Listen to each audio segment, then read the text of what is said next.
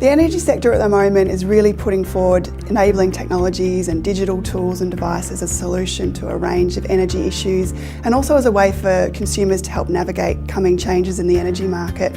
So I'm Yolande Strengers. I'm a Senior Research Fellow at the Centre for Urban Research, RMIT University. I've been interested in smart technologies for quite some time now. My PhD was actually on smart meters, and I've been really interested in this area because there seems to be so much promise and hype around these technologies and very little research done with actual real people who are using these devices. So with a smart light bulb or a smart plug, you essentially download a smartphone application, and then you can use that application to turn those on and off just through a button on your phone essentially, or you can program them to turn on and off at certain times. So you can automate when for example lights come on, and you can also leave the home and look to see if something's been left on and then turn it off by a button that way as well.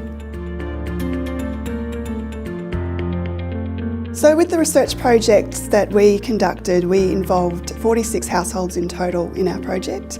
40 of those we gave some smart plugs and light bulbs to try for a short period of time, and another 6 we sat down with and we went through the process of installing those devices in quite a lot of detail, which took 30 minutes to a couple of hours.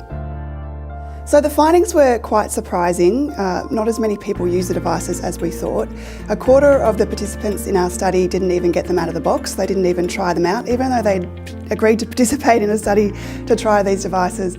Another quarter of the participants tried to install the devices but couldn't get them up and running for a range of reasons. Another quarter did install them but then didn't find them useful or convenient for their household, so they stopped using them after a while.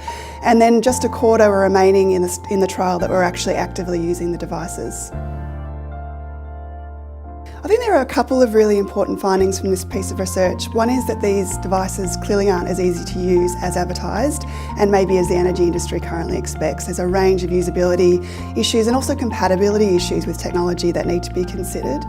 Another is that the way people are using them often don't match with energy ambitions. So a lot of people in our study that were interested in using them were using them or wanted to use them for lifestyle improvements, things like turning their aircon before they got home, or maybe automating some other sort of lighting in their home in a way that could actually increase energy use as well as decrease it.